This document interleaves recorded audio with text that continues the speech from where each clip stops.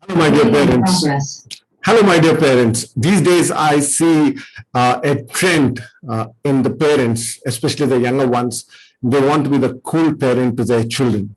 Are you one of them? I'm going to talk about this in this video. Okay, I'm Commander Bimal Raj. I'm an internationally certified trainer and an executive coach, and I've been studying parenting for over 20 years. Now, coming back to the question, are you a cool parent?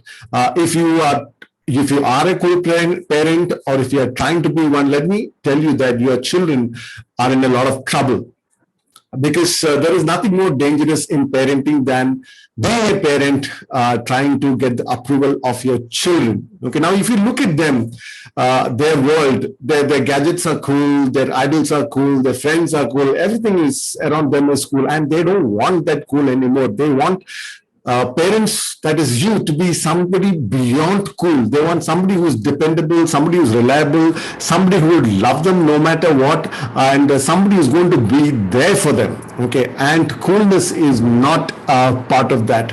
If you see, especially in teenagers, the parents are definitely not cool. They're mostly annoying.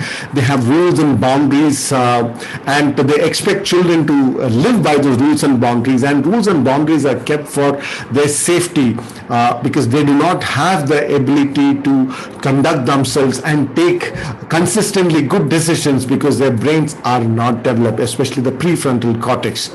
Now, what I want you to know is that it is good to be friendly with your child, it's good to love them, but always choose to be a parent first, because they can get all kinds of cool things and all kinds of cool people throughout their lives, but as their parents, they have only you, and you have a very big responsibility to be a responsible parent and guide them in their long-term success and interest, rather than getting their approval and being liked by them. Okay, love them enough, or love them so much that you allow them to hate you at times, because subconsciously they know that you love them.